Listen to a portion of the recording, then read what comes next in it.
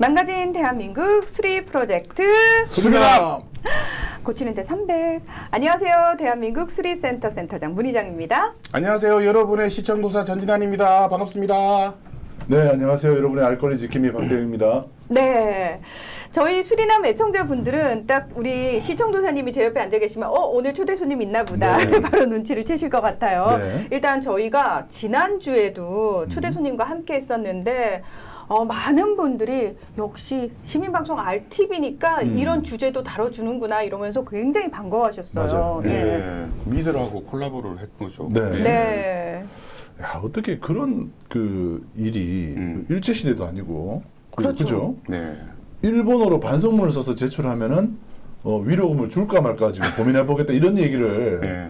한국 땅에서 들을 수 있다는 게 좀 놀랍습니다. 그래서 네. 그 최연한 지 회장님 얘기를 통해 가지고 우리나라에 들어와 있는 수많은 외국 투자 기업들 그 속에서 근무하는 노동자들의 현실에 대해서 우리가 평소에도 관심을 좀 가져야 되겠구나. 그리고 그 외투 기업들이 들어올 때는 온갖 혜택을 다 받고 들어오는데 정작 정말 꽁무니를 뺄 때는 네. 어떤 법으로도 제재할 수 없다라는 게 굉장히 좀 충격적이었어요. 맞아요. 그리고 그 11명 노동자들의 집을 가압류해가지고 왜 그 압박을 하고 있는 거 보고 옆에서 제가 그 분의 스트레스가 그냥 느껴지더라고요. 네. 네. 그래서 그 시민들이 이제 그 노조위원장님한테 힘내라고 응원하고 격려를 하시는 분들이 이제 그 계좌로 네. 응원을 하셨는데 한 130만 원 정도 네.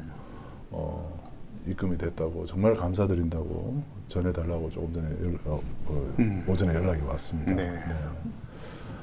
자, 하여튼 참 오늘 우리 초대 손님 소개를 먼저 네, 해드릴까요? 놓쳤습니다. 네, 전체 화면에서 네. 아마 보셨겠지만 저희가 그렇습니다. 이 자리에 모시는 분들은 사실 굉장히 귀한 분들 저희가 선별하고 선별해서 특별히 모시고 사실은 네. 저희와 또 함께 하셨던 분들은 다 이 방송을 통해서 많은 분들과 너무 좋은 인연을 쌓아서 그리고 우리 애청자들 입장에서도 너무 좋은 분들을 저희한테 소개해 주셔서 감사합니다라는 얘기가 나올 정도로 굉장히 소중한 시간이지 않습니까? 특별히 너무 좋은 분을 오늘도 모시고 왔습니다. 우리 진한 소장님이 굉장히 애정을 뿜뿜뿜뿜 하면서 이 누나 소개해야 돼 라고 아니 노트북에다가 제가 네. 문자를 이거 너무 팬심이 네. 소개 직접 해주실래요? 예, 제가 우리 옛날부터 이제 인연이 있었는데요. 특별한 인연이 우리 박영선 우리 이제 후보님 자녀들 학교에 제가 방문해가지고 아니 학교에 특강하러 간 적이 있습니다. 특강하러. 그래가지고 아마 그 분들이 다 이제 대학생이 됐을 텐데 네. 그래서 아주 소중한 그때 추억이 있습니다. 네. 올해 또 우리 모셨던 우리 정말 제가 알고 지냈던 우리 박영선 후보님 소개하도록 하겠습니다. 환영합니다. 초대해 주셔서 감사합니다. 네. 네. 사실 이제 많은 시민들이 이 박영선이라는 이름은 국회의원 중기부 장관. 중기부 장관했던 네. 그리고 서울시장 출마했던 분하고 이름이 같다 보니까 그분인가 이렇게 생각을 할 수도 있어요. 그런데 제가 볼 때는 그분보다 훨씬 훌륭한 분이라고 저는 생각합니다. 네. 네. 소개 좀 하시죠. 네, 네. 제 소개를 할까요? 저는 말씀드렸던 그분과 이름만 같습니다.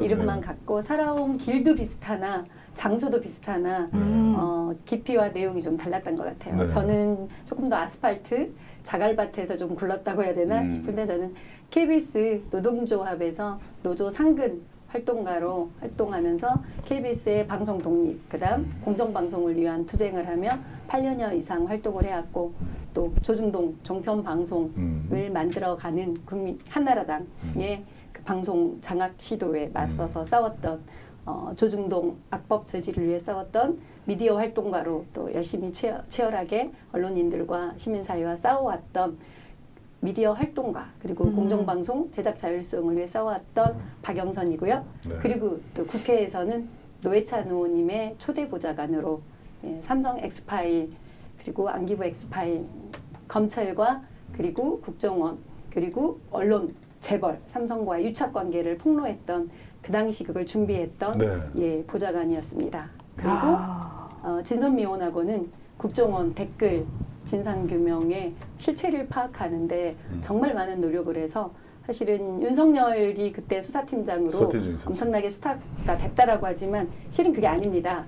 국정원이 그 국정원의 댓글 공작을 경찰과 검찰에서는 축소 수사를 하려고 했어요. 네. 꼬리 자르기 수사를 하려고 할 때 국회에서 제가 모셨던 함께했던 의원님과 민주당이 한 팀이 돼서 새로운 증거들, 그러니까 검찰이 수사를 안 할 수밖에 없는 국정원장 지시강조 말씀들의 자료를 공개하고 폭로했고, 그리고 오늘의 유머 작은 사이트에서만 몇 명의 일탈로 글을 썼다. 그래서 꼬리 자르기 하려는 걸 아니다.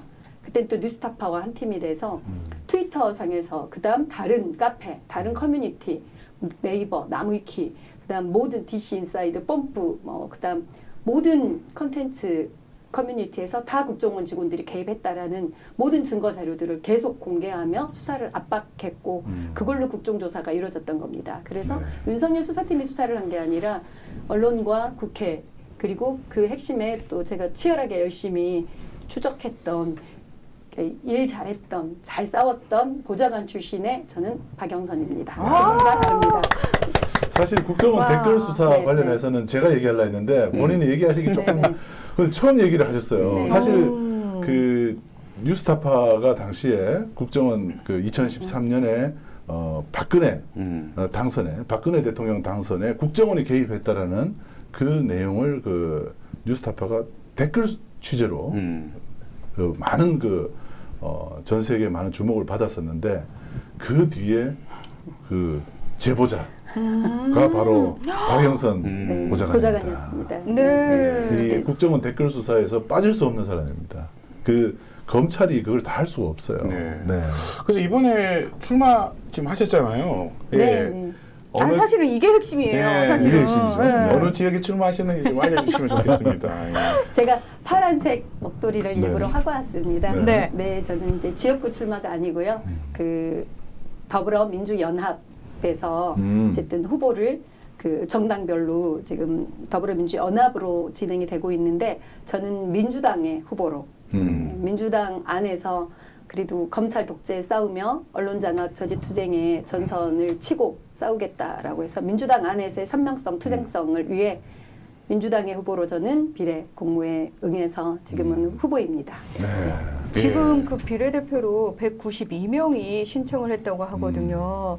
그런데 저는 지금 얘기를 아주 잠깐만 이력을 짧게 소개하셨는데도 아니 잠깐만 이분이 왜 아직도 국회에 입성을 못하셨지라는 의구심이 들 정도로 그 누구보다 치열하게 그리고 우리가 바래왔던 언론과 관련해서 제대로 싸우는 사람 딱 이 느낌이거든요. 네.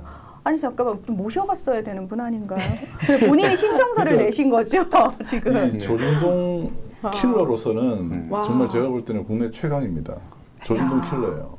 네. 아니 그러니까요. 그 제가 이제 12월 말까지 네. 공직에 있었어요. 그러니까 그 정부 산하기관에 공안공사에 임원으로 가 있어서 지역구 준비는 못했고, 근데 임원으로 있을 때도 많은 분들이 민주당에 새로운 싸울 사람이 필요하다.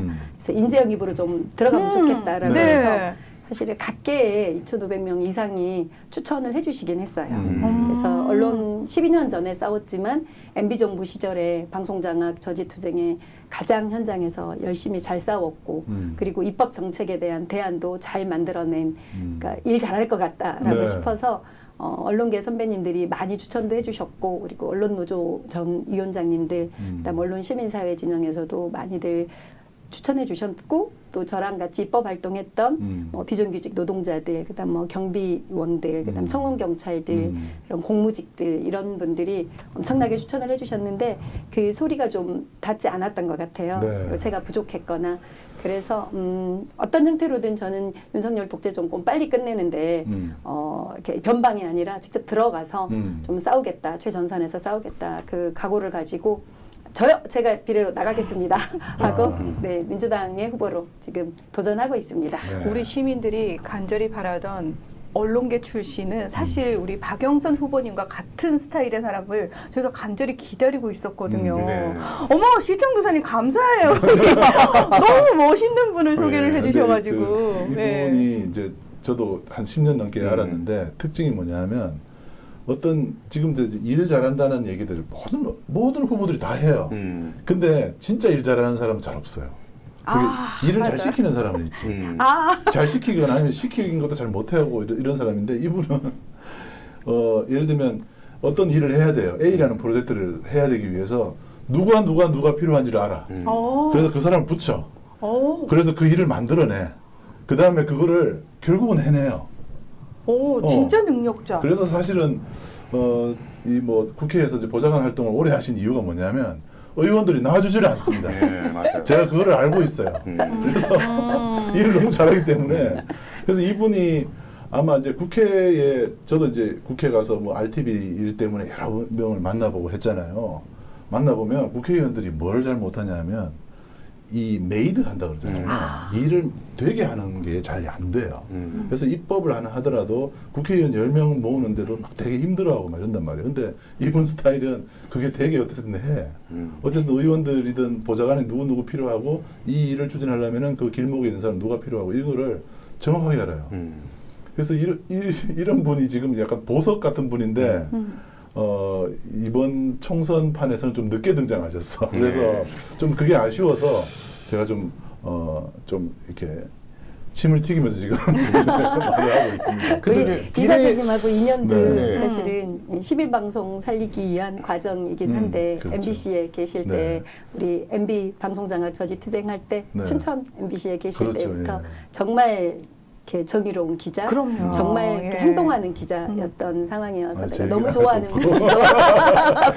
좋아하는 분이었고 네. 네. KBS 노조에 있을 때 음. 국민주 방송 추진위원회가 있었어요. 아, 그래서 맞아요. KBS가 공영방송, 국민의 방송이라고 독립해서 잘 간다고 해도 실제 노동자, 농민, 서민들의 목소리를 직접 듣는 시민이 주인인 그 방송이 필요하다라는 공감대로 국민주 방송을 추진했고 그래서 시민의 방송, RTV는 너무너무 소중한 방송으로 제가 너무 아끼고 우리 사회에 꼭 이렇게 어떤 방송이 다 건강하게 잘 가더라도 자체 영향력이 꼭 있어야 될 방송이다라는 좀 이렇게 사명감이 있었어요.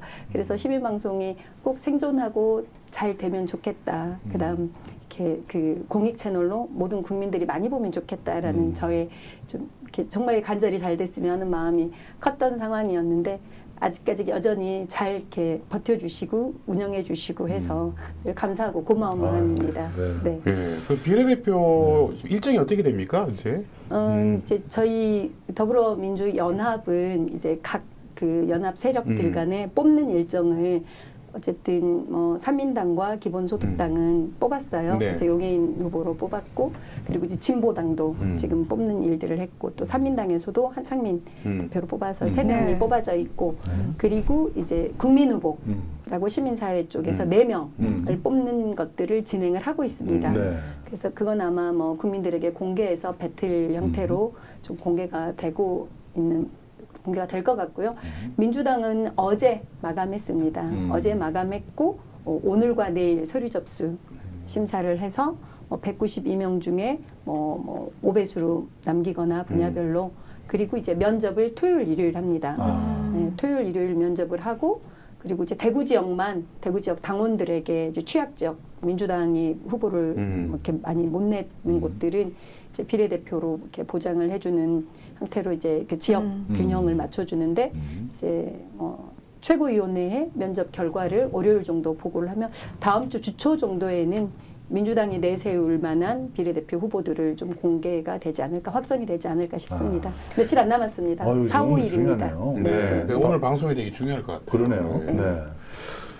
근데 중요한 거는 이제 이 방송을 보시는 분들이 그러면 혹시 비례대표도 저희가 투표로 뽑을 수 있나요? 라고 기대하시는 분도 계실 것 같은데 여론조사 이번에는 같은 거는 여론조사나 투표 과정이 없다면서요. 뭐 좀 아쉽긴 하지만 네. 저는 이제 시험을 치러야 되는 수험생이기 어리기 때문에 말씀을 하게 좋겠죠. 수험생의 입장에서는 어떤 조건이든 어떤 난이도의 문항이든 네. 잘 치러낼 저는 자신이 있습니다. 야. 그리고 부족하지만 어쨌든 제가 살아온 삶이 이후로에 살아갈 국회에 가서 싸워야 할 모습이기 때문에 제 살아온 삶이 증거하지 않을까 싶습니다. 그리고 지금 당에서 민주당에서 필요로 한 절실하게 필요로 한 후보가 어떤 후보인지 당에서도 잘 판단해 주시리라 믿고 있습니다. 오늘 뭐 하여튼 여론조사 얘기를 오늘 많이 할 텐데 네. 우리 또 박영석 후보님과 같이 좀 그런 얘기들을 많이 좀 나눴으면 좋겠습니다. 예. 자, 저희가 사실 우리 이제 많은 분들이 이제 지역구 관련해서 여론조사 결과도 보시고 뭐 여기저기 여론조사 결과를 많이 보시는데 이 방송을 보고 계신 분들이 주로 관심을 가지고 보는 여론조사 결과와 우리가 흔히 레거시 미디어라고 하는 그 언론에서 보도되는 여론조사 결과가 너무나 큰 차이를 보이는 네. 부분과 관련해서 굉장히 혼란스럽거든요. 네. 그래서 이 부분을 우리가 좀 방송에서 짚어봐야 되는 것이 아닌가. 왜 이런 상황이 벌어지는지에 대해서 오늘 수리남에서 네. 조목조목 좀 짚어드리려고 하는데요. 혹시 먼저 그 자료 화면이 준비가 돼 있나요? 네. 자, 화면으로 만나보시고 본격적으로 이야기 나눠보도록 하겠습니다. 자, 그래서 지도를 다 보시면 지금 저렇게 나왔는데 여기 붉은색이 지금 국민의힘 우세 지역입니다. 붉은색이. 네. 파란색은 두 자릿수 정도 차이 나는 거군요. 오차범위를 넘어선 자리. 파란색은 이제 민주당이 보라색. 앞서는 예. 8.9% 이상 민주당이 앞서는. 그러니까 오차범위 밖에서 저 앞서는 색깔이 거죠. 어떻게 나오는데 보라색에 가깝게 붙이는 네, 거예요. 보라색입니다. 보라색에 가까운 가깝게. 곳이 예, 좀 많이 앞서는 보라색이 오차범위를 넘어선 곳들이고요. 그렇습니다. 그리고 저기 뭐 하늘색에 가까운 하늘색에 가까운 것이 오차범위 내에서 앞서는 오차범위 내에서 앞서는 거고요. 민주당이 아, 앞서는 거고. 그리고 저기 오렌지색이 국민의힘이 앞서는 오차범위 내에서 것입니다. 경화부세. 예. 그리고 두 군데는 조사가 안 됐고요. 동대문 갑하고 광진구 을. 저희 20대를 못 채웠어요 저희가. 네. 예. 그리고 49개 중에 조사했는데, 예, 49개 조사는 중에 했는데 47개. 예. 조사를 했는데 발표를 할 수가 없어요. 그렇습니다. 자, 여론조사 꽃에서 발표한 그 결과를 저희가 다 같이 봤어요. 아마도 이제 이 방송 함께 하시는 분들은 저 결과가 훨씬 더 익숙하실 것 같은데 지금 다른 그 레거시 언론사들에서 보도하고 있는 내용은 저희가 본 내용하고 전혀 다른 이야기들을 하고 있죠. 예, 지금 이제 일반 레거시 이제 미디어에서는 민주당이 백석도 하기 힘들 거다. 예, 지금 이런 얘기를 하고 있어요. 아, 제가 보고 너무 충격적이라 가지고 근데 지금 이제 여론조사 꽃에서는 이제 예측하기를 170석 정도를 이제 민주당이 가져갈 것이다 이렇게 예측하고 있거든요. 네. 그래서 이 여론조사가 완전히 서로 상반되고 있어요. 정말 상반된다라는 말이 딱 맞아요. 예, 이런 경우가 잘 없어요, 사실은. 그게 조금 이제 추세적으로 좀 약보합, 뭐 아주 뭐 강릉 이렇게 나오지만 정반대로 나오는 경우는 네. 잘 없거든요. 그래서 이거는 어떤 게 가짜 뉴스구나. 예, 뭔가 여론을 호도하기 위해서 지금 뭔가를 여론조사가 지금 잘못하고 있는 게 아닌가. 어느 쪽 하나는. 그렇잖아요, 지금. 그래서 우리 오늘 시청자 여러분들한테 이 여론조사라는 게 무엇인가 좀 우리가 좀 설명해 드릴 필요가 있다. 이런 생각을 좀 하고 있습니다. 아니요, 시청조사님 어느 게 가짜라고 얘기해 주시는 거 아니었어요? 네. 그건 저희가 판단해야 돼요. 아니, 예. 저도 사람이니까 이게 네. 이제 틀릴 수도 있죠, 사실. 근데 제가 우선 한 가지만 말씀드리면 우리나라가 지금 이 스마트폰으로 이제 다 바뀌었잖아요. 네. 그러니까 한 이제 4, 5년 됐어요. 그리고 여기에 뭐가 뜹니까? 번호가 떠요.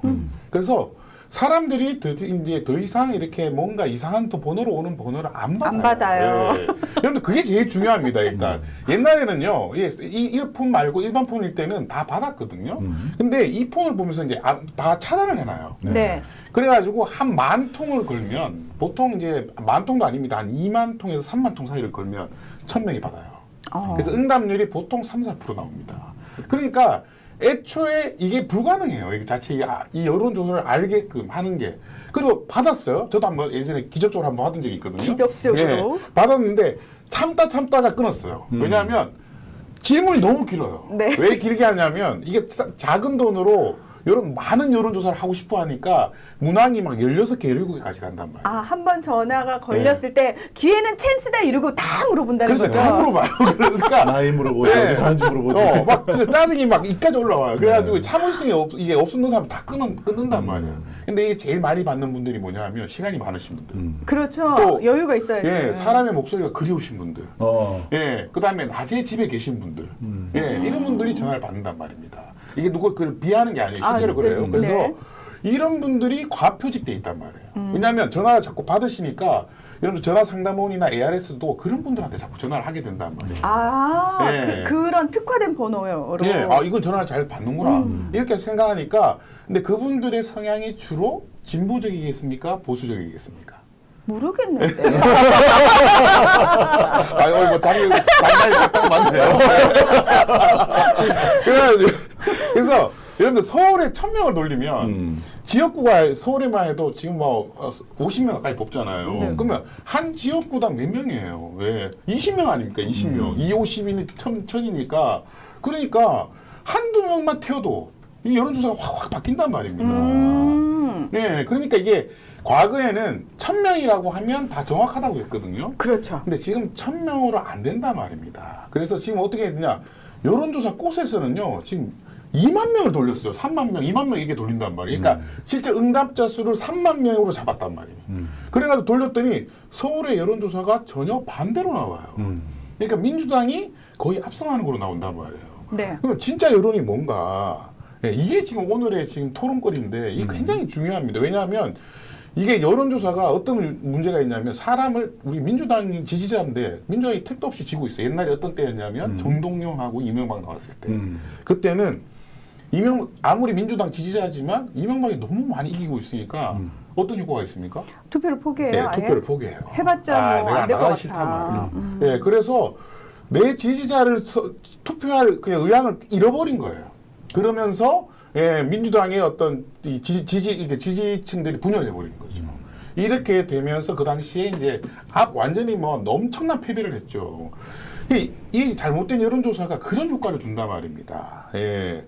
그래서 우리 정치권에 많이 계셨으니까 이 여론조사에 대해서 계속 좀 고민을 하고 계실 텐데 어떤 것 같으십니까 지금? 그 여론조사가 여론조사를 하는 업체, 하려고 하는 의뢰자의 의도가 사실은 많이 들어갑니다. 네. 많이 들어가서 선거 막판 여론조사 공표 금지 전 딱 3일에서 5일간은 정말 조심해야 됩니다.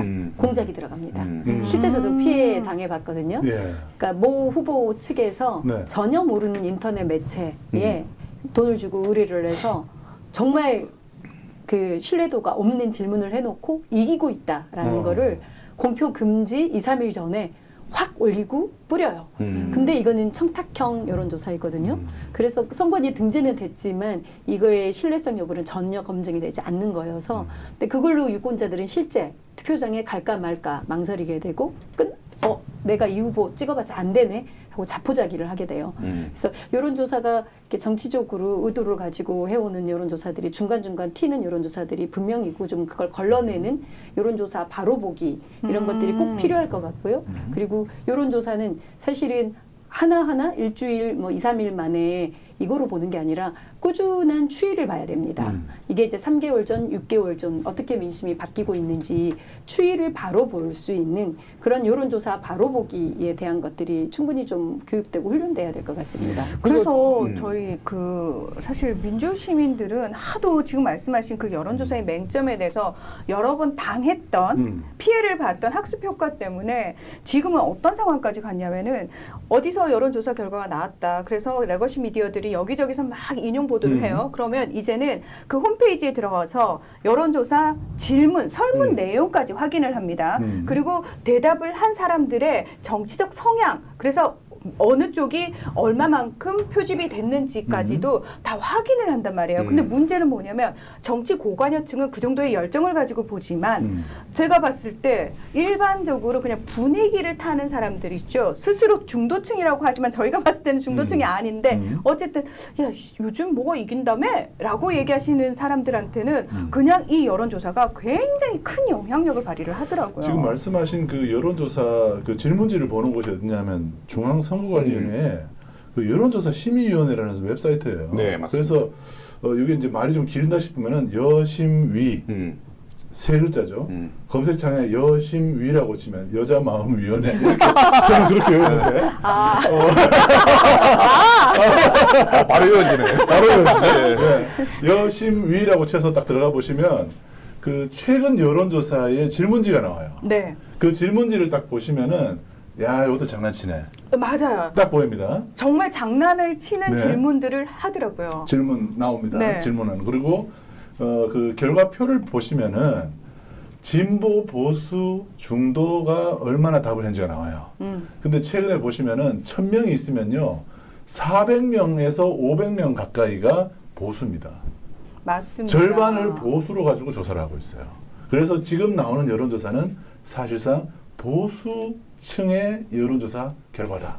이렇게 보시면 되겠습니다. 맞습니다. 네. 근데 문제는 저희는 다 아는데요.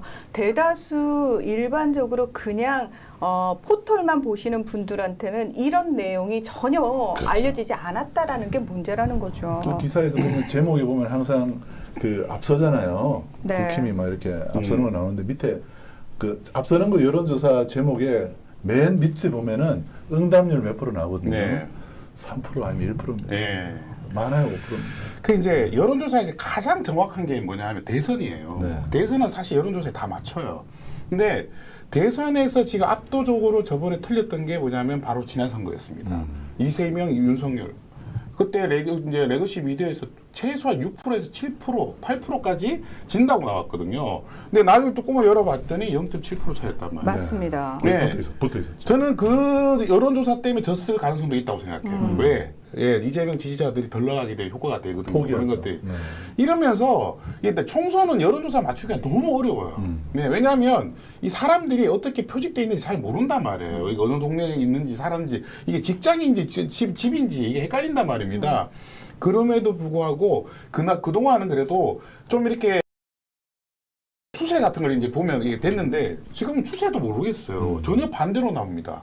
지금 MBC에 있는 이제 여론조사 그 패널 조사라는 게 있어요. 이건 또 뭐냐면 한 3만 명 정도한테 전화를 해가지고 나중에 패널 조사 계속 받으실 거냐 이렇게 하면 그 중에 이제 이제 앞으로 이제 여러 무기로 3만 명 안에서 이제 전화를 하는 겁니다. 네. 해가지고 이분들이 이제 표심이 어떻게 변하고 있는지를 이제 보는 건데 거기에서도 지금 민주당이 10% 이상 앞서고 있는 걸로 나와요. 네, 근데 그걸 또 레거시 미디어에서는 그게 또 조작이라고 그러고 있어요. 예. 근데 네. 사실 패널 조사가 훨씬 더 정확하거든요. 추세를 보죠. 예, 추세를 다 볼 수 있거든요. 사람 마음이 어떻게 예. 움직이는 게 보이죠. 네, 그럼에도 불구하고 지금 MBC 조사를 또 문제 제기하고 있습니다. 보수 언론에서는. 예, 이게 지금 이제 사람들이 대혼란에 빠져 있는 거예요. 그래서 지금 제가 제일 걱정되는 게 뭐냐면 그 레거시 미디어를 보고 진보 언론조차도 지금 이재명 그만둬야 된다. 예, 그 다음에 공천 이렇게 하면 안 된다. 막 이러면서 계속 민주당을 패고 있어요. 그러니까요. 마치 민주당의 지금 공천이 엄청난 문제가 있는 것처럼 보이고 국민의힘은 상대적으로 되게 매끄러운 것처럼 이렇게 보이고 있거든요. 예. 그래서 지금 공천 지금 현재 진행되고 있는 거에 대해서는 후보들이 또 받아들이는 마음은 또 다를 것 같은데 어떠신가요? 저 같은 경우는 사실은 이제 또 언론에 대한 모니터 분석을 계속 주간 단위로 하고 있거든요. 네네. 이제 민생경제연구소에 그렇죠. 복귀해서 언론위원장을 하면서 사실은 바닥의 민심은 정확하게 지금 그 MBC에서 여론조사하고 있는 것들이 바닥 민심인 것 같다. 왜냐하면 국민들은 이미 보고 있었거든요. 그러니까 김건희 주가조작 특검법 윤석열 대통령이 거부를 했고 그리고 명품백 이슈가 다시 또 터졌잖아요. 그리고 추석 때 설날에 대통령의 대국민 담화도 하지 않고 기자회견도 하지 않고 KBS와의 거의 본인 홍보용으로 쓰면서 김건희 여사의 명품백에 대해서 또다시 그 정치적 공작이었다. 본인의 부인이 피해자인 것처럼 공작에 당한 사람처럼 박절하게 애절하게 거절하지 못했다는 형태로 변명을 했는데 그거에 국민들이 또 봤거든요. 네. 그리고 이번에 또다시 특검법 제부했는데 또 거부를 했어요. 그러니까 대통령의 가족에 관련된 내용들을 법을 거부한 거는 역대 대통령 중에 단 한 명도 없어요. 그러니까 김영삼 대통령도 아들 문제가 있었고 그리고 우리 노무현 대통령도 형님 문제가 있었고 이상득 관련해서 이제 이명박 때도 네. 형님 이슈가 있었고 네. 역대 대통령이 친인척과 가족 문제가 터졌을 때마다 다 수사를 받게 했거든요. 그래서 현직 대통령일 때 다 구속이 됐어요. 그랬는데 윤석열 같은 경우는 본인 부인에 관련한 주가 조작에 명백한 수익금이 있었다는 거, 그때 기소도 안 했다는 거, 수사도 안 받고 있고, 그러니까 부인 리스크가 있어서 국민들은 다 알고 있는데 그거를 손바닥으로 하늘가리기를 하고 있고. 그리고 그 이후에 언론 보도는 민주당의 공천 관련한 이슈는 사실은 언론이 거꾸로 갈라치기와 조장을 하고 있는 언론이 범인이다라고 저는 보고 있어요. 민주당을 흔들고 민주당의 지지율을 깎기 위해 언론들이 의도적으로 이거는 민주당은 정말 사천이고 비명 행사고 그리고 현역들 또 전부 다 뭐 친명 비명에 따라서 다 낙선되고 있고 낙천되고 있고 이렇게 이야기를 하는데 공천 관련한 키워드로 한 달간을 제가 분석했습니다. 총선, 공천으로 네. 한 달을 분석한 결과 민주당에 대해서의 용어 프레임은 100% 네, 어떤 용어들이 있었냐면은 공천, 갈등, 반발, 내홍, 논란으로 국민의힘보다 4배 이상에서 5배 이상 용어를 써서 보도를 했어요. 그다음 국민의힘은 하물며 국민의힘 한동훈을 띄우기 보도까지 갑니다. 자, 한동훈에 대해서는 감동 공천, 조용한 공천, 공천 혁신 이런 용어를 쓰며 보도를 쏟아냈거든요. 네. 이거를 듣는 분들은 가랑비에 옷 젖듯이 3주간을 쏟아냈어요. 그러니까 실제 이제 공천에 들어갔던 그리고 김건희 여사 특검법 부결을 만들기 위해 현역들을 하나도 안 떨어뜨렸거든요.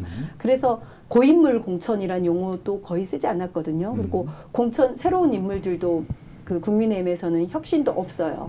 그랬는데 민주당은 새로운 후보, 새로운 인물들을 만들기 위한다면 현역들이 많은 부분 4년에 한 번씩 45%가 교체됐거든요. 네.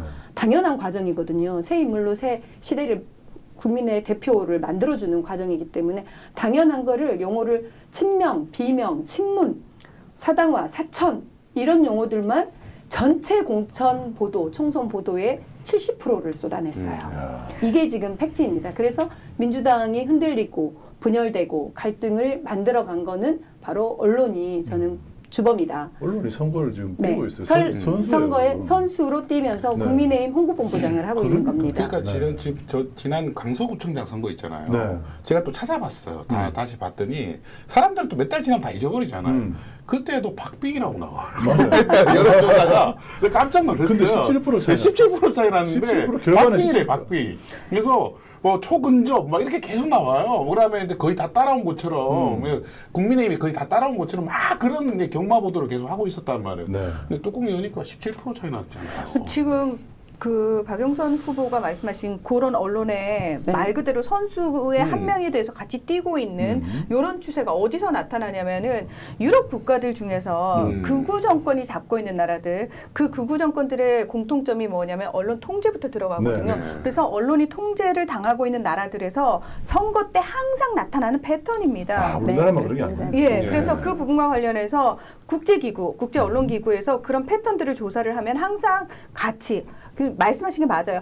언론이 문제로 귀결이 돼요. 맞습니다. 대다수 네, 사람들은 네. 그 언론의 영향을 받을 수밖에 없는 상황인데 그 똑같은 상황이 지금 대한민국 제22대 총선을 앞두고 나타나고 있다는 거죠.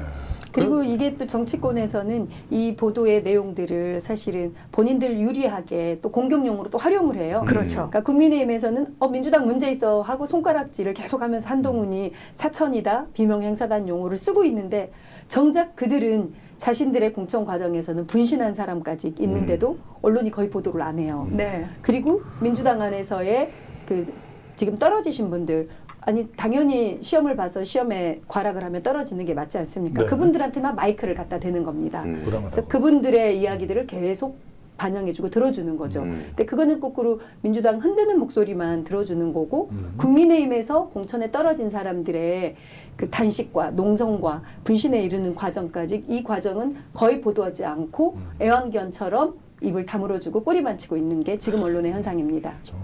예, 그리고 이제 진보적인 언론에서도 이재명을 많이 까는 이제 칼럼들이 올라오는데 특히 이제 이 여론조사를 보고, 예, 그러니까 여론조사가 약간 왜곡돼 있는 걸 보고 다시 또 그걸 가지고 이재명 대표를 까는 거죠. 계속 비판을 하는 건데 제가 이제 들어봤더니 진보 언론에서도 이재명으로 까면 그러니까 이렇게 비판을 하면 조회수가 많이 나온다고 그래요.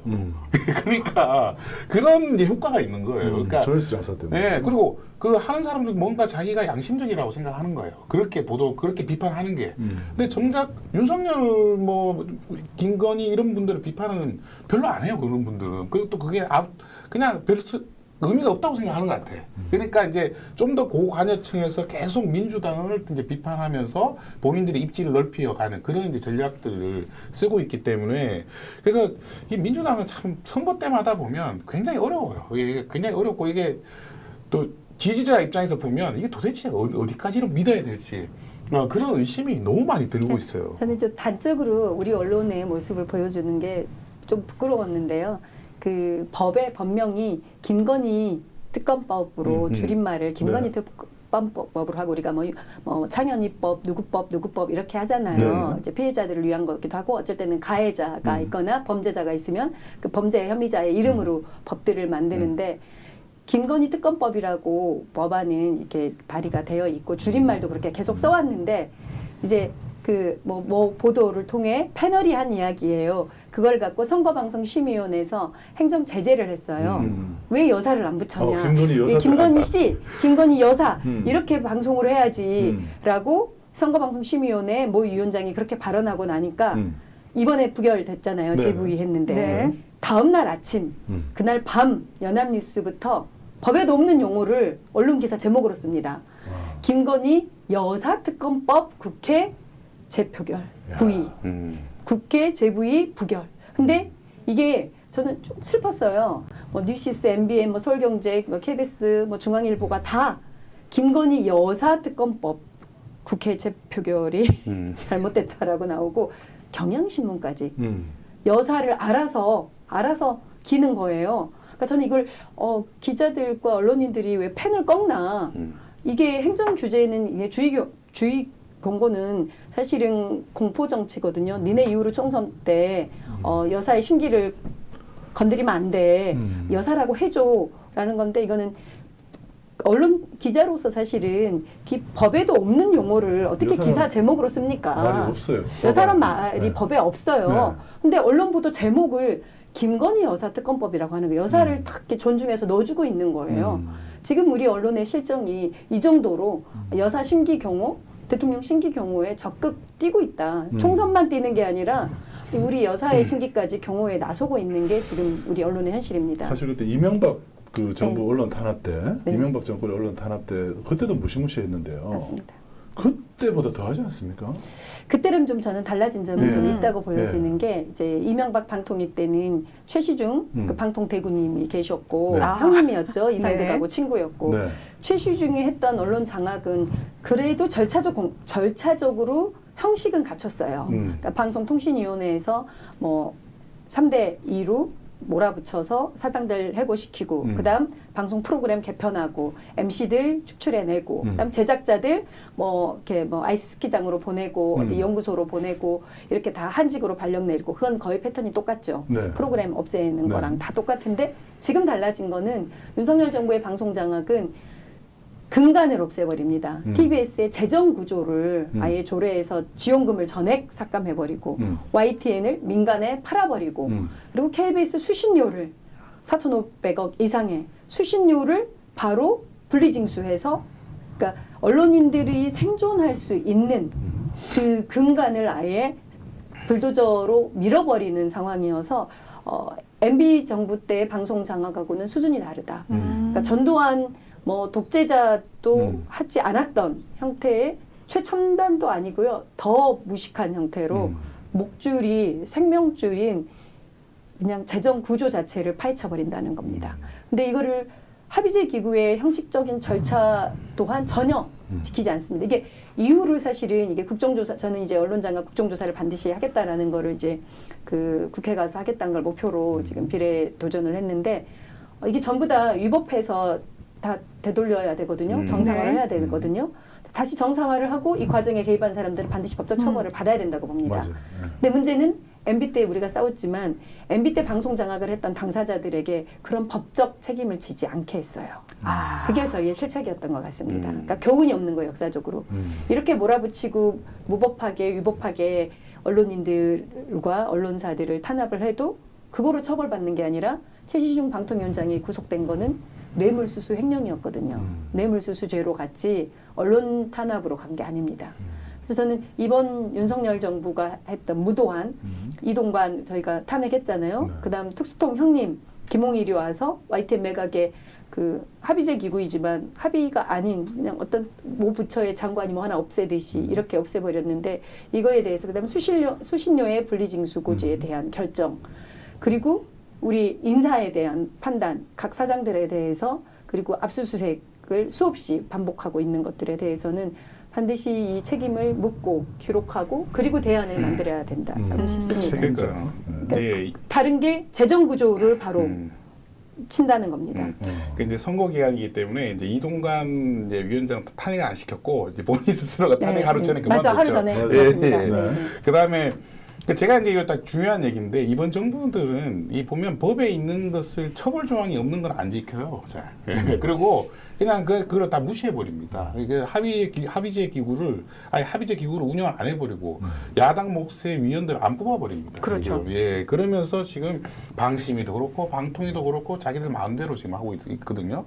그러니까 이번에 또 이유진 그 이제 방심위원이 이제 복귀가 됐는데. 김유진. 예, 김유진. 김유진. 예. 근데 이제 복귀를 어떻게 할지 모르겠어요. 왜냐면 두 명 다 뽑아버렸거든요. 아하. 그 중에 한 명 그만둬야 되는데 자리를 아예 채워버렸어요 지금. 네. 그래가지고 세 명이 생긴 거예요 지금. 네. 두 명밖에 없는데 그 어떻게 해야 될지 그것도 어떻게 해야 됩니까 그런 것도? 사실은 이게 지금 다 직권남용이 켜켜이 쌓이고 있는 거거든요. 네. 불법 그렇죠. 행위들이 켜켜이 쌓이고 있는데 이에 대해 그 뭐 국민권익이나 다른 기관에 수사 의뢰하고 해도 조사 요구를 해도 아예 안 하고 있는 거잖아요. 저희도 엄청 많이 했습니다. 네, 네. 이 방송에서. 네. 예. 아예 진행을 조사를 안 하고 있는 상황이어서 어디서부터 어떻게 대한민국을 망가뜨리고 있는 건지 도대체 가늠이 안 될 만큼 총체적으로 지금 모든 곳이 다 문제인 상황인 거죠. 예. 그래서 이제 다시 돌아오면 이 지금 지지율 이 지지율에 대해서 지금 도대체 이제 시민들은 민주당이 지고 있는 거 아니냐 이런 것들 저한테도 이제 물어보신 분들이 많아요. 불안해하고 계시단 말이에요. 네. 예.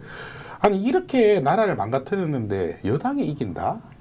저는 이거 상상도 못하는 일이거든요. 지금 여러분들 가보시면 알겠지만 이제 물가가 너무 많이 올라가지고 예 사과가 지금 3개 10,000원이란 말이에요. 예, 지금 귤도 엄청 올랐거든요. 제가 이제 시장을 매일 가보는데 시장 물가가 지금 들썩들썩하고 있단 말입니다.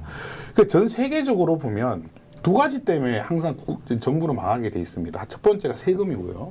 세금을 너무 과하게 이제 하거나 두 번째 물가예요. 예, 이 물가를 못 잡으면 그 어떤 정부든 다 무너지게 돼 있는데 지금 물가가 3% 넘게 계속 지금 오르고 있단 말이에요. 매달.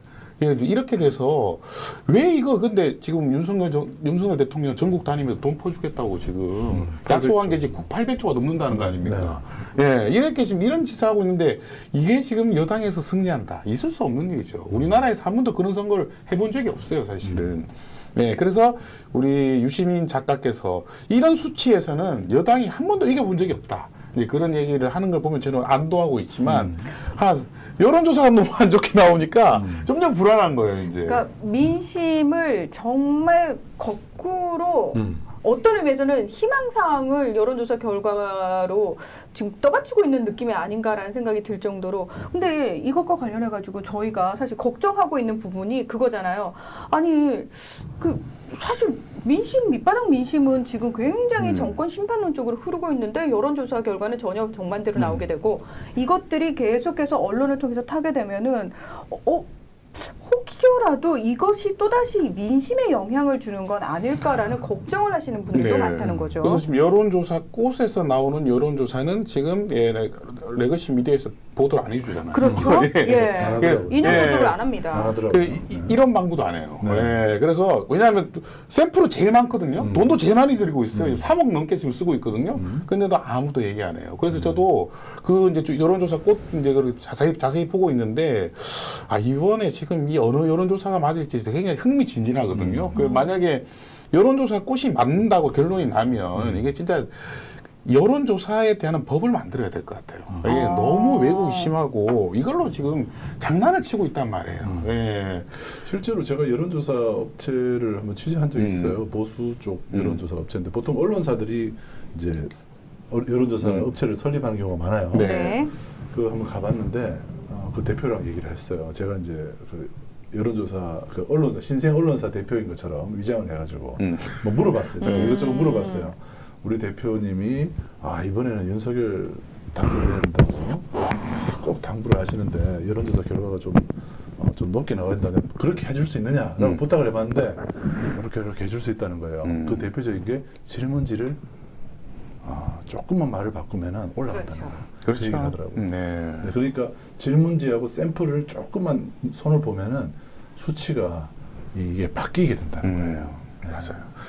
근데 반면에 오늘 꼭 한번 또 우리 박영선 후보님하고 같이 짚어야 될 게 민주당 소속이시지만 지금 조국 혁신당이 지금 이제 막 엄청나게 뜨고 있단 말이에요. 네, 그래서 이것도 지금 거품이다 아니다 진짜 지지율이다 이렇게 이제 하시는 분들이 많은데 어제자 보니까 지금 그러니까 비례대표 정당 지지율이 20%가 넘었어요. 네, 그러니까 지금 비례는 20% 넘게 조국 혁신당을 찍겠다는 거죠 지금. 네, 그래가지고 이거 어떻게 보시는지 또 감으로 보셨을 때 이게 끝까지 갈 것인지 이거 어떻게 생각하십니까? 그 국민적인 열망이 지금 검찰 독재에 대한 바닥의 민심들이 지켜봤잖아요. 2년간 지켜봐서 진짜 과거에 조국 교수가 당한 게 정말 멸문지화 당한 게 맞구나라는 것들로 미안함이 있는 것 같아요. 그리고 이재명 대표에 대한 수사도 이렇게 2년, 3년 계속 괴롭히고 있는 거의 경기도지사 후보 때부터 지금 검찰이 계속 괴롭혔거든요. 그러니까 평생을 검찰이 이렇게 권력이 사적으로 활용되고 있구나. 검찰 권력이 결국은 누군가의 정적을 없애고 그리고 이 시대에 그래도 좀 개혁적인 사람들을 제거하는 용도로 쓰였다라는 것들이 바닥 민심으로 지금 거꾸로 역작용으로 보이는 거 아닌가. 네. 근데 민주당에 지금 뭐 180명 의원들이 있었지만 과거 조국 교수님이 그렇게 당할 때 옆에 서거나 손을 잡거나 그리고 함께 검찰 개혁에 목소리를 내거나를 좀 안 했다라는 것들이 좀 판단이 있는 것 같고요. 네. 그리고 또 하나는 저는 좀 이걸 나쁘게 보진 않습니다. 저도 민주당 비례로 나가지만 반윤석열 전선이 훨씬 커지고 있다. 그리고 광범위하고 깊게 들어가고 있다. 지금 이준석 관련 이슈는 기사가 하나도 안 나오고 그렇죠. 국민적 관심도 없잖아요. 네, 그리고 이낙연 선수도 이제 뭐 이렇게 낙엽처럼 어디론가 떨어지고 있잖아요. 네. 그래서 사실은 국민 여론에 지금 다이나믹하고 새로운 이슈들을 뉴스를 만들어가고 있는 조국 혁신당이 대한민국의 건강한 국민들, 상식 있는 국민들, 그다음 대한민국 민주주의를 좀 바로 찾자. 검찰의 이 폭거 독재, 그다음 민생 위기, 그다음 국가 안보 위기, 경제 위기 실정을 낳는 윤석열 정권에 반하는 세력들이 많이 나타나고 그들이 많은 이슈를 만들어내는 것들이 저는 대한민국 미래를 위해서 나쁘지 않다. 그래서 결국은 반윤석열 전선, 윤석열 정권 심판에 대한 전선이 넓어지고 있기 때문에 저는 이 분위기가 2, 3주 정도는 충분히 갈 수 있다고 보고 다만 투표장에 들어갔을 때 이제 민주당은 사실은 집권을 해본 정당 아닙니까? 네. 제3정당이 늘 있었습니다. 문국현의 정당도 있었고 그리고 우리가 봐왔던 뭐 과거의 역사는 박찬종도 있었고 그리고 이인재도 있었고 안철수도 있었고. 그리고 안철수 바람이 가장 뭐 10년 전의 분위기였고 근데 그 3정당은 정당으로서의 선명성, 투쟁성이 있는 역할을 하지만 결국은 집권을 하는 과정에 있어서는 이제 민주당의 민주, 민생, 평화, 인권의 민주당의 정당으로 결국은 또 투표장에서는 힘을 실어주지 않을까라는 저는 기대는 하고 있습니다. 다만 진보 진영들과 우리 국민들이 대한민국 정상화를 위해 그다음 검찰 독재에 반대하는 국민들은 투표장으로 많이 나올 수 있는 흥행몰이로는 아주 좋은 징조다, 좋은 모습이다라고 보고 있습니다. 네. 그러니까 이제 과거에 민주당이 이제 압승할 때, 승리할 때 이제 요건이 있습니다. 네. 네, 그게 뭐냐 하면 민주도 농당도 같이 떴을 때. 예, 왜냐하면 같이 선거를 왜냐하면 선거하러 나가고 싶은 마음이 생겨요. 네. 예, 어쨌든 그런 마음이 생기는 게 되게 중요해요. 나는 지역구는 그래도 민주당을 찍지만 비례는 저당을 찍겠다. 이런 생각하는 사람들이 100% 나가거든요. 저는 조국 혁신당이 이렇게 지금 떠오르고 있는 것이 민주당이 나쁘지 않다. 저는 개인적으로 그렇게 생각하고 결국 지금 이 지지율을 유지하기는 쉽지는 않을 것이다. 조금 조정이 될 텐데 옛날에 열린민주당도 굉장히 많이 나올 줄 알았는데 사실 3석밖에 못 가져갔거든요. 예, 하지만 이렇게 붐이 일어나는 것은 좀 지지자로서는 굉장히 좋은 것 같아요.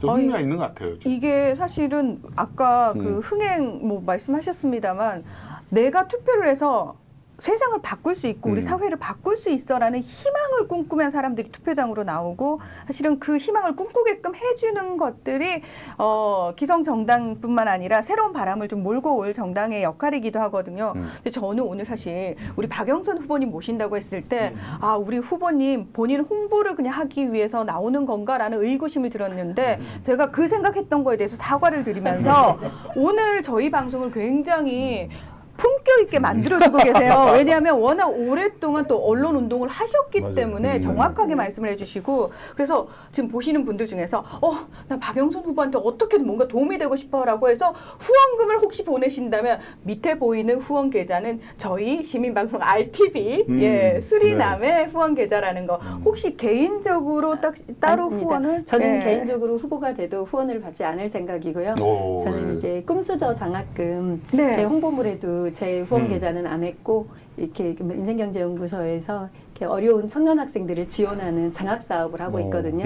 그래서 장학 기금을 받아서 이렇게 우리 꿈수저 학생들과 그다음 공익 활동하고 있는 청년들 지원을 3년째 함께 하고 있습니다. 아 잠깐만요. 선거하면 잠깐만. 무조건 돈이 들어가는 네, 건데. 아니 아니 지금 홍보물 이거 만드는 것도 네, 이게 다 이것도 돈이잖아요. 돈이거든요. 네. 이게 본인이 하셨다고 지금. 네, 제가 또 뭐 실무도 잘하고요, 입법도 잘하고 싸움도 잘하는데 제가 한 2-3시간만 덜 자면은 충분히 제가 할 수 있는 역할이어서 제가 진짜. 조금 더 노력하면 됩니다. 네. 대단하십니다 진짜. 안 그러지 마요. 사실 일의 명인이라는 말을 네. 하잖아요. 그래서 제가 볼 때는 어떤 어떤 일을 되게 만드는데 특히 이런 작업을 한번 누구한테 의뢰하고 보통 이제 그 홍보 대행 업체 이런 데다 그렇죠. 의뢰해가지고 막 좋은 말만 많이 써놔 그러는데 제가 처음부터까지 다 읽어보니까 전부 자기가 그 실제로 경험했던 일을 한 땀 한 땀 다 써놨어요. 보니까 홍보물이 제가 기억하는 그대로 써놨습니다. 여기 또 추천하신 분들도 대단하신 분들이고 나에 대해서는 네. 내가 가장 잘 설명할 수 있어라는 자부심이 있으신 거잖아요. 아니, 제가 저를 판단하기가 사실 되게 어렵긴 했어요. 네. 그리고 어떤 거를 보여드려야 좋을지, 그러니까 듣는 분들 듣고 싶어하는 이야기들 골라서 말씀드려야 돼서 쉽지는 않았지만 좀 고민을 했습니다. 저 그래서 사실 원래 이런 거 선거 때 되면 워낙 공복을 많이 받으니까 이걸 그렇게 귀하게 받아든 적이 별로 없었는데 제가 오늘은 우리 박영선 후보님 거는 제가 이거 두고두고 간직하고 싶다는 생각이 들었어요. 왜냐하면 본인이 정말 한 땀 한 땀 제가 이런 길을 걸어왔습니다라고 유권자들에게 정말 정성스럽게 소개를 하고 있는 그런 문건이잖아요. 그래서 이거는 진짜로 너무 귀한 거다라는 느낌을 저도 받았어요. 지금 보다가 깜짝 놀랐습니다. 네. 지금 계좌번호 있잖아요. 내가 따지려고 했는데 네. 그때 보니까 이름이 자기 그게 아니에요. 민생경제연구소 장학금 후원 계좌를 넣었습니다. 네. 자기 그 선거 홍보물 그에다가 그리고 제가 박영선 후보를 사실 이제 예전에 제일 처음 뵀을 때가 아마 PD 수첩 네. 저 MBC 앞에서 네. PD수첩 지키기. PD 수첩 긴급 촛불. 지키기 네. 그 촛불 그때 네. 언론연대 박국장일 때였습니다. 그렇죠. 박국장이었고 네. 그때 뭐 때문이었냐면 아마 그 4대강 방송 불방 맞아요. 건이 터졌습니다. 4대강 불방 네, 방송을 네, 불방돼서는 안 된다라고 네, 해서 MBC 앞에 막 그 시민들 촛불로 시민들이 모였죠. MBC를 에워쌌어요. MBC 지켜주기를 한 게 뭐냐면 네. PD수첩 4대강의 폐해를 MBC가 아주 제대로 취재하고 방송하기 직전인데 방송 가처분 신청으로 네.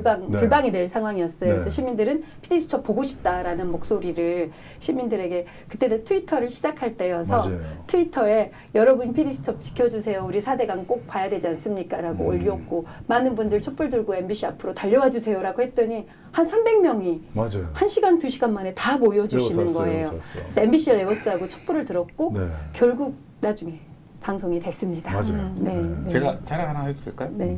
그 4대강 그 네. 방송에 제보자를 연결해 준 사람이 접니다. 어제 또 이렇게 오늘은 이게 다 연결이 돼 있습니다 네, 지금. 네. 인연이 다 있는데 네. 아무튼 그때 제가 처음 뵙고 그때 트위터 아이디가 해피미디어였어요. 네. 그게 기억하시네요. 네, 해피미디어입니다. 해피미디어였습니다. 네. 그 해피미디어 아이디가 사실 트위터 안에서 트위터 그때 뭐 5만 명 국내 사용자 5만 명 하던 시절이에요.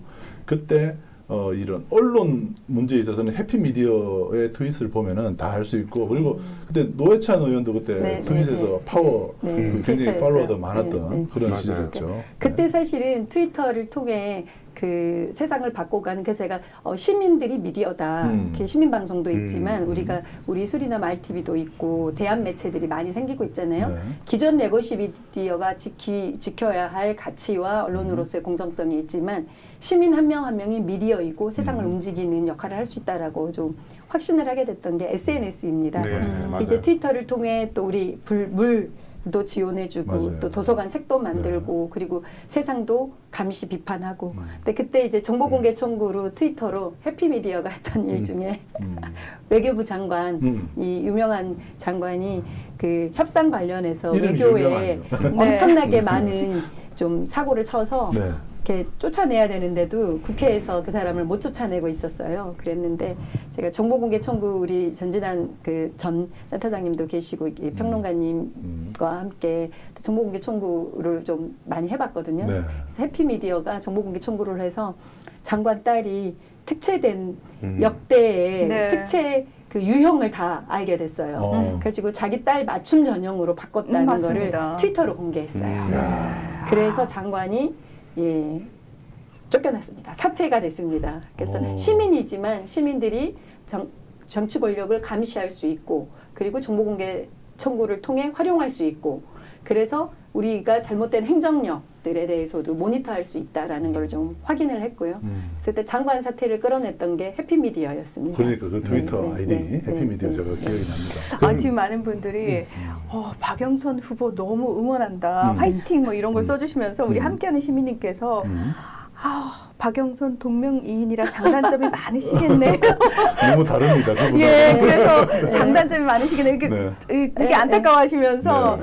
그래도 박영선 후보님 훌륭하신 분 같다고 응원한다고. 네, 감사합니다. 예. 지난주에 지난주 목요일 날 출마 기자회견을 정론관에서 했는데 네. 이제 서울의 소리가 라이브로 뭐 점심시간이었는데 해주셨는데 얼굴을 그리고 직책을 없이 박영선 비례대표 출마 기자회견을 붙인 거예요. 아하. 그랬더니 17만 명이 봐주셨어요.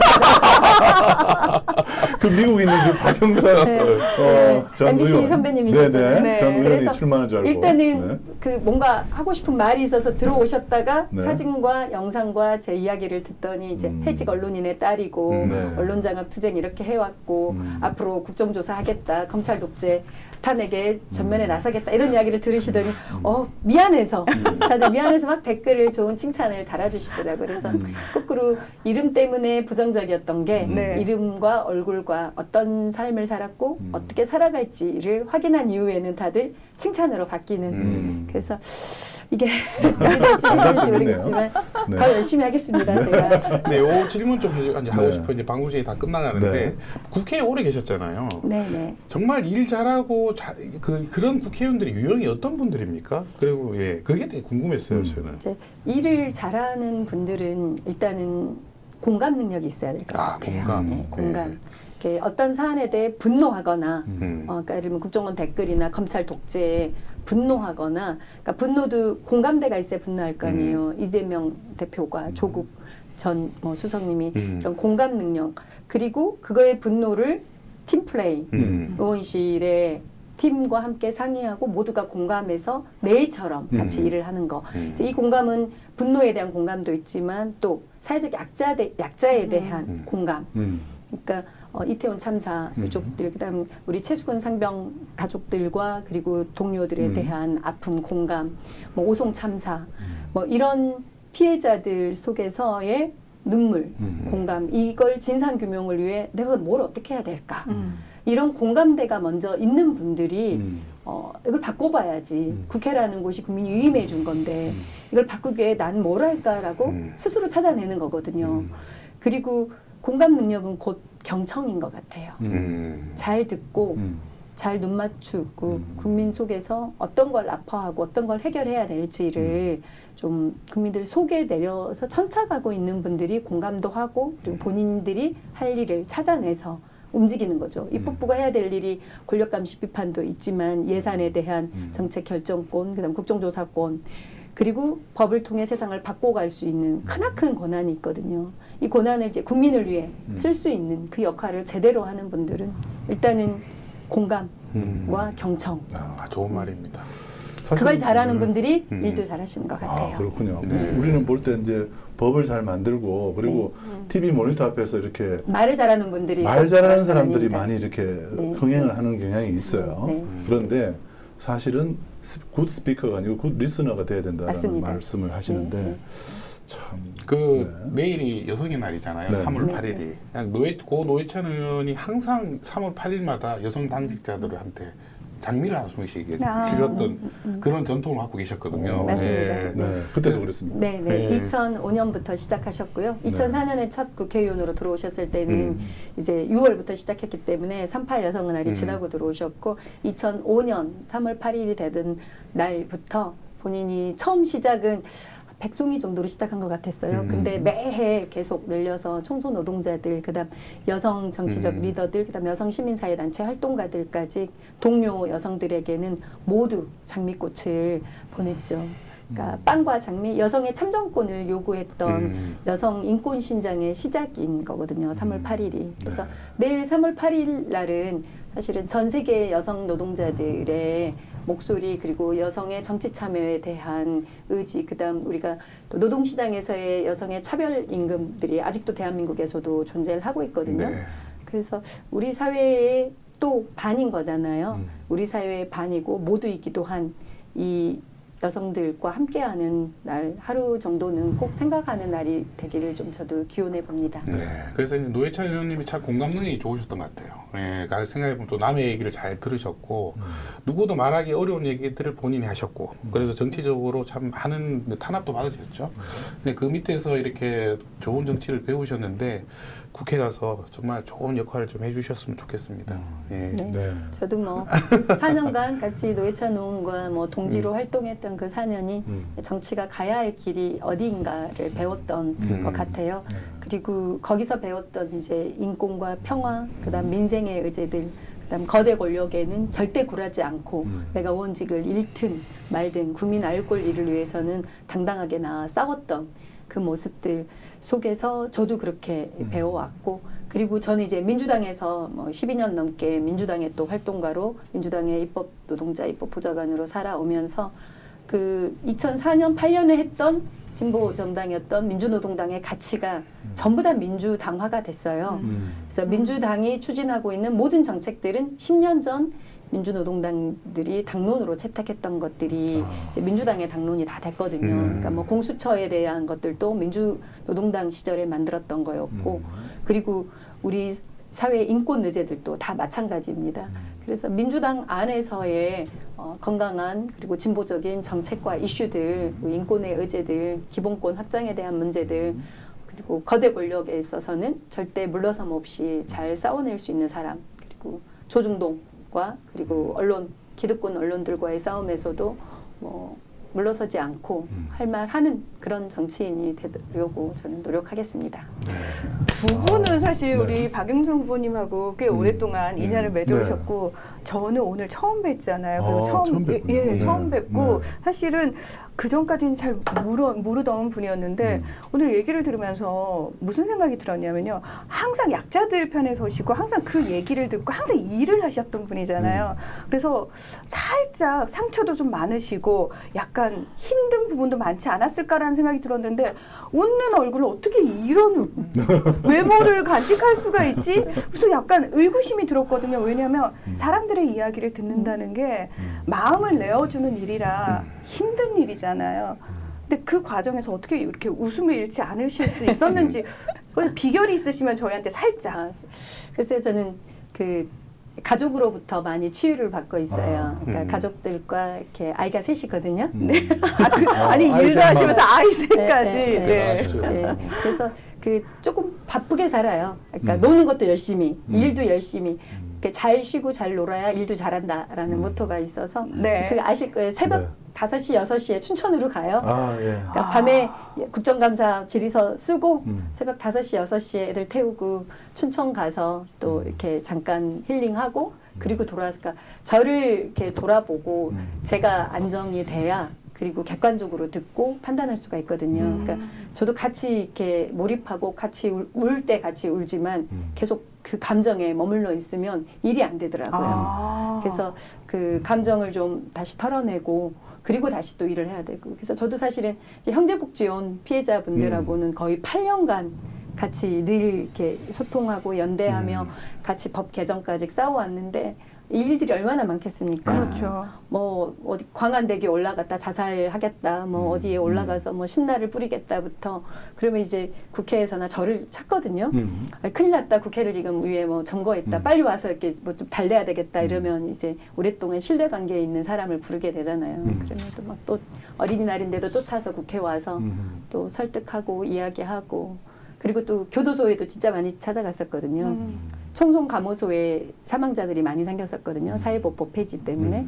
그러니까 그런 재소자들이 이렇게 뭐 목숨을 건 단식을 하고 이럴 때 이제 그들을 살리기 위해서는 법이 통과 안 되기 때문에 이분들은 저항하는 방법인데 또 내려가서 또 재소자들 만나서 설득하고 입법부에서 통과시킬 거니 조금만 기다려 달라라고 이제 설득하고 만나고 하는 과정들 거쳐 오면서 저도 깊어지고 그리고 우리 입법부가 해야 될 과제들에 대해서도 책임감이 엄청 커지는 거죠. 한층 무게감 있게.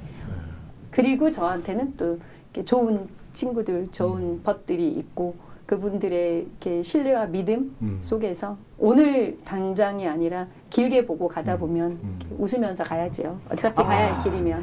오늘 이 시간부로 정치인 박영선을 응원하는 수많은 우리 민주 시민들도 이제 생겨났거든요. 네. 그래서 오늘 방송 보신 분들은 우리 박영선 후보님 어디선가 만나게 된다면은 후보님 응원합니다, 함께해요라고 큰 소리로 꼭 파이팅을 외쳐주시면은 조금 더 힘이 되지 않을까. 네. 지금 댓글이요 너무 아름답다고 꼭 입성하셨으면 좋겠다. 네. 의원님 되셨으면 좋겠다고 예, 그런 댓글이 많이 달리네요. 근데 제가 볼 때는 언론 문제에 있어서만큼은 지금 국회 내에 그 언론인 출신, 그러니까 기자나 뭐 PD나 뭐 이런 분들이 계세요. 그런 네. 분들도 뭐 그분들은 이제 폄하할 뜻은 아닌데 언론 이제 그분들이 정책이 내는 걸 잘 알지는 못해요. 그냥 보도 나온 거에 대한 비평 이런 것들을 할 수 그렇죠. 있을지 몰라도 정책이나 이런 것들을 구조적인 문제나 이런 것들을 종합적으로 이해하는 건 쉽지 않습니다. 그런데 이분이 KBS 노조도 간사로 계셨고 RTV 설립 과정에서 이 그쵸. 메이드를 했단 말이에요. 네. 사실 RTV 3파 역할을 하신 분이에요. 그래서 제가 볼 때는 그 언론 정책을 입법화시키내고 지금 언론 악법들을 또 다 바꿔내야 되거든요. 네. 그런 것들을 국회에 들어가서 제대로 수리할 수 있는, 그죠? 그 나쁜 악법들을 다 고칠 수 있는 제대로 된 실력자는 제가 볼 때는 톱인 것 같아요. 네. 근데 저희 그 같이 부분을 제작 자율성 관련한 제가 발제하고 사회 보셨었거든요. 맞아요. 네. 그러니까 방송인들이 음. 제작자들이 자유롭게 취재한 게 방송에 나가기까지 과정을 어떻게 만들어줘야 되는지 편성 규약하고 편성위원회에 대해서도 우리 박대영 기자님이 MBC에 계실 때 저희가 집중 토론을 했고 대안을 법으로 만들어서 저희가 이제 돌아가셨던 이용모아 기자랑 그때 성재우 기자랑 네. 세미나 함께 했었는데 그때 만든 내용이 아직도 좀 개정이 안 돼 있거든요. 네. 그래서 정책과 제도가 현장에 맞게 바꿔가는 것들은 그래도 제가 조금은 경험이 있기 때문에 맞습니다. 현장도 알고 입법도 알기 때문에 조금은 방송인들, 언론인들의 그 직업으로서의 노출된 대중성, 스타성도 중요하지만 실질적으로 일을 해내는 과정에서는 저 같은 사람도 꼭 필요하지 않을까 싶습니다. 그럼 저희 민주 시민들이 어떻게 힘을 좀 드리면 될까요? 네, 저희 얘기 들으면서 너무 이해시키고 싶은데 하는 생각이 들어서. 맞아요. 그런 스타일 그쵸? 맞아요. 예. 네. 맞아요. 그런데 네. 참 지금 이제 여론조사가 아니고 이제 자체적인 심사를 한다고 그러니까 그러니까요. 그걸 좀 예. 기다려봐야 아니 될것 오늘 같아요. 이후로 심사가 많이 바뀔 것 같아요. 지금 심사위원분들도 이 영상을 아마 보시는지 은근히 많이 보십니다. 네. 네, 이제 마치시죠. 네. 네. 네. 네. 네. 혹시 오늘 뭐 충분히 박영선이라는 사람을 제대로 알려내는 시간 되셨는지. 이렇게 기회를 주신 것만으로도 저는 감사하고요. 어쨌든 총선은 하나의 과정입니다. 저는 대선 우리 잘못된 이 정권을 빨리 끝내는데 저를 무기로 좀 써주시면 그 길을 조금 앞당길 수 있지 않을까 싶습니다. 그러니까 입법 전략만이 아니라 정치 전략, 그 대선 전략까지 함께 민주당에서 만들어갈 수 있는 소중한 보물이지 않을까. 제 스스로 말하기는 부끄럽지만 네. 그래서 제가 잘 쓰임을 받을 수 있는 기회 꼭 주시면 감사하겠습니다. 그리고 네. 기회가 혹시 안 와도 저는 변함없이 애국 시민들과 함께 세상을 바꾸는데 계속 기여하겠습니다. 네. 네. 자, 나는 오늘부로 박영선, 정치인 박영선을 너무 응원하고 싶어요. 그리고 더 알아가고 싶어 하시는 분들은 유튜브 채널이 있으시잖아요. 아, 네. 이번에 개설하셨죠? 네, 대박 영선입니다. 앞에 대장. 사실은 박영선 TV를 네. 3주를 했어요. 네. 그랬더니 안 헷갈리죠. 늘어요. 헷갈리죠. 그리고 박영선 전 장관님이 메인으로 뜨셔요. 그분은 뭐 2만 명, 3만 명 이상 갖고 있고 저는 이제 나온 사람이라 네. 박영선 TV로는 도저히 안 될 것 같아서 됐죠. 대국민을 위한 대박영선, 그다음 대박영선 이렇게 해서 소박영선 할 수는 없지 않습니까? 그래서 대박영선 네. TV 채널을 만들었습니다. 네. 거기에 지금 말씀드린 많은 언론 보도 모니터 문제들 차곡차곡 좀 보도 모니터의 결과들도 나와 있고요. 정치적으로 제가 하고 싶은 소신 그리고 발언들도 잘 있습니다. 주시면 대박영선 TV로 소통하겠습니다. 네. 고맙습니다. 자, 대박 영선 TV 지금 구독자 4,320명이라고 하는데 과연 수리남 출연 이후에 얼마까지 늘어날지 잠깐 여기서 우리 수리남의 영향력 나타나는 거 아니에요? 이제요. 기대하고 있겠습니다. 탐사에도 나오고 있습니다. 네. 네. 자, 여러분, 예, 10,000명 채워드리고 싶습니다. 꼭 대박 영선 TV 구독해 주시고요. 더불어서 아직 RTV 유튜브 채널 구독 안 하신 분들, 나 다 했겠지라고 생각하시는데 안 하신 분들 꽤 많으시거든요. 네. 저희 RTV 유튜브 채널도 구독해 주시고요. 자, 그리고 꼭 중요한 안내를 하나 해드려야 되는데, 저희가 김대중 대통령 다큐멘터리 영화와 관련해가지고 수리남에서 방송을 하면서 꼭 공동체 상영 함께 영화를 보고 이야기를 나누는 시간 마련하겠습니다라고 약속을 드렸었어요. 그 약속 시간이 잡혔습니다. 3월 15일입니다. 3월 네. 15일 오후 7시 KTNG 상상마당 그 홍대에 보면 상상마당이라고 많이 보셨을 거예요.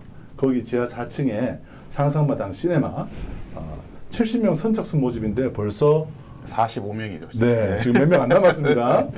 인기가 많아요 보니까. 네. 이게 왜냐하면 이미 상영을 했잖아요. 네. 그런데 이제 소문이 잘 난 거야. 음. 입소문이 잘 났어요. 이게 꼭 봐라 이런 얘기들이 많은 거예요. 그러니까 시민들이 지난번에 우리 이태원 참사 다큐멘터리 때보다도 속도가 더 빨라요 지금. 네. 게시하자마자 지금 신청자가 몰리고 있는데 70명 선착순이니까요. 오늘 보시는 분들 혹시 길이의 김대중 못 보신 분들은 야 이번에 투표를 어떤 마음으로 해야 되겠다는 걸 한번 생각하시게 될 것 같아요. 어떤 네. 후보를 내가 찍어야 되겠다.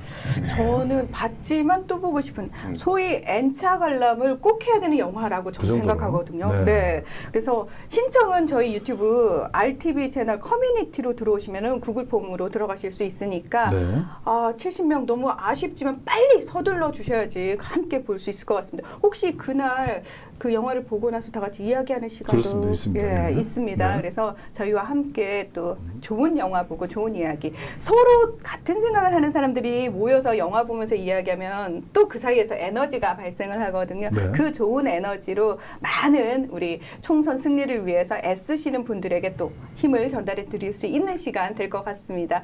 자, 저희 수리남 오늘 여기서 마무리를 해야 되는데요. 네. 우리 박영선 후보님은 나중에 배지 단 모습으로 꼭 만나고 싶고요. 끝까지 네. 저희가 응원하겠습니다. 네. 자, 오늘도 함께 해주신 많은 분들 고맙습니다. 저희는 다음 주 목요일 오후 5시에 다시 찾아뵙도록 하겠습니다. 함께 해주셔서 고맙습니다. 고맙습니다. 감사합니다.